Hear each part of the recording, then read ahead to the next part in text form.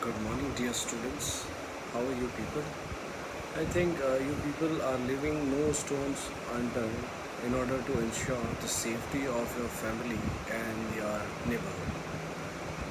You people must keep the hygiene and properly, sanitize the near surroundings.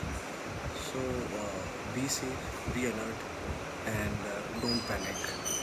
And also keep studying because this time can be utilized by you people in a very good manner so that you may achieve your dreams.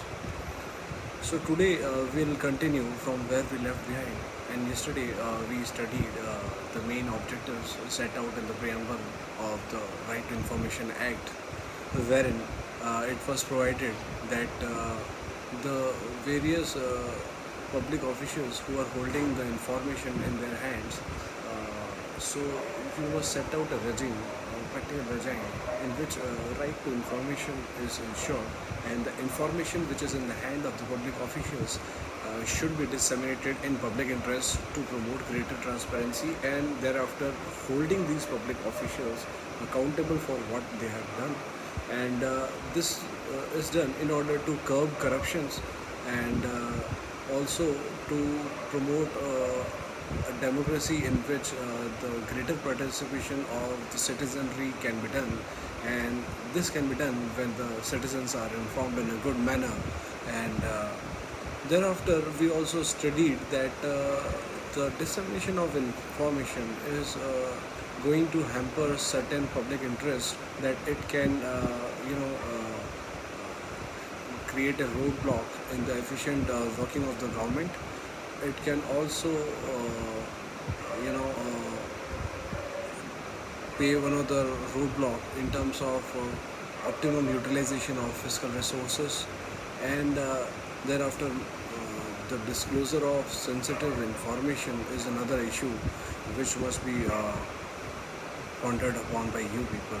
So these conflicting interests will be there, so you have to harmonize them so as to ensure greater transparency, as well as secure the sensitive information as well. Also for this system, establishment of state and central information commission is also required. Now today we'll move on to the various definitions. The first definition which I shall be dealing today is appropriate government. Yes, what is appropriate government? Appropriate government in terms of a public authority which is owned, controlled, or substantially financed directly or indirectly by central government, or it might be a union territory administration, then it is central government. So in the case of a public authority which is owned, controlled, or created or substantially financed directly or indirectly by central government, so in that case the appropriate government will be the central government. Thereafter, in terms of state, it will be the state government. So a public authority which is established, controlled, owned, or substantially financed directly or indirectly by state government, then the appropriate government is the state government. Okay. Moving on to next definition. The next definition which we are going to study is competent authority. So who is the competent authority in which case? So in terms of the competent authority of the Council of State, the chairman of the Council of the State is the competent authority. And in terms of the Legislative Council of any state, the competent authority is the chairman of the Legislative Council. And in terms of the House of the People, who is the competent authority? The competent authority is again the Speaker of the House of the People. And when a question is asked who is the competent authority of the state legislature, then it shall be the Speaker of the State Legislative Assembly. And if there is a legislative assembly constituted for the any union territory, then the competent authority will again be the Speaker of that legislative assembly. And the competent authority with regard to the Supreme Court is the Chief Justice of the Supreme Court of India. And when the competent authority issue is asked in terms of the High Court of any state, then it shall be the Chief Justice of the High Court. Thereafter, if any authority is established or constituted under the rigors of the Constitution, then the competent authority shall be the President of India or the Governor, as the case may be. The competent authority can also be the administrator as provided under Article 239 of Indian Constitution. Further, we shall deal with the definition of information which is provided under Section 2F of the Right to Information Act 2005. The information means any material in any form, including the reports, samples, or the opinions, advices, or any record, document, papers, or any logbook, or any electronic data stored in a file, or any other information relating to the private entities which can be accessed by the public authority for under any other law for the time being in force. So basically, information means any information. It can be in any form. So considering the example of the logbook which is provided under this definition, the logbook entries of any public authority vehicle which is made is also information. So as a citizen, you are having the right to information to obtain the records of these logbook entries of the public officials. So if a particular official is provided vehicle by the motor transport department, so that cannot be misused by that public official. That is why this right to information is provided to you people, so that you can ascertain that these things are not misused by these public officials in the practice, day-to-day practice.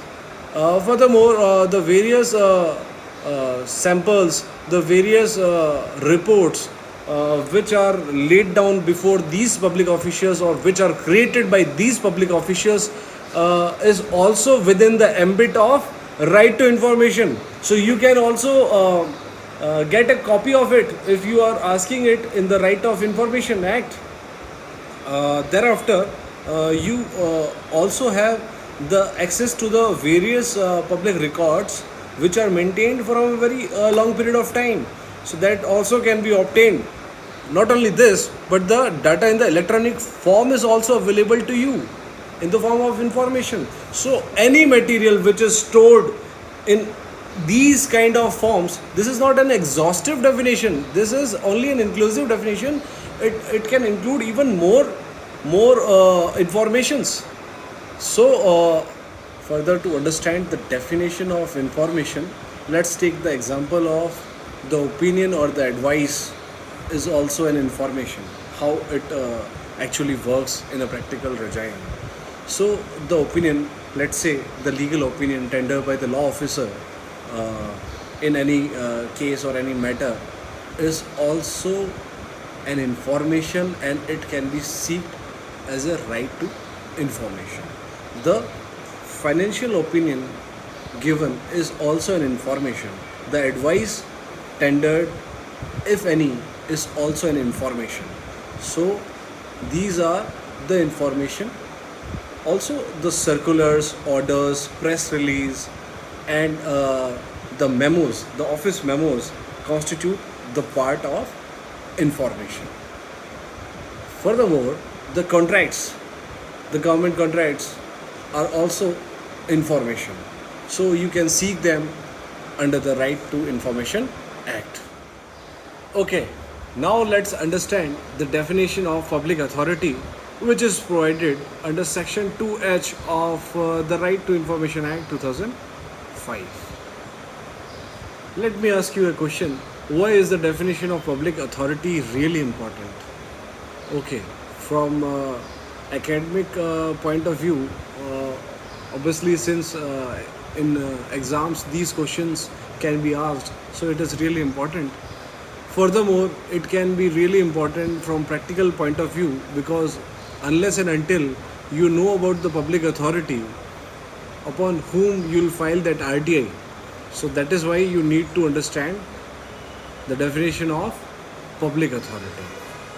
So, the definition of public authority provides that any authority, institution, or any body of self-government established or constituted by the Constitution of India.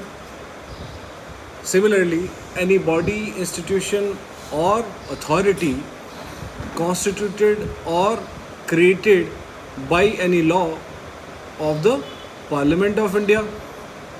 Similarly, public authority can also be an authority, institution, or body constituted or created by any law framed by the state legislature.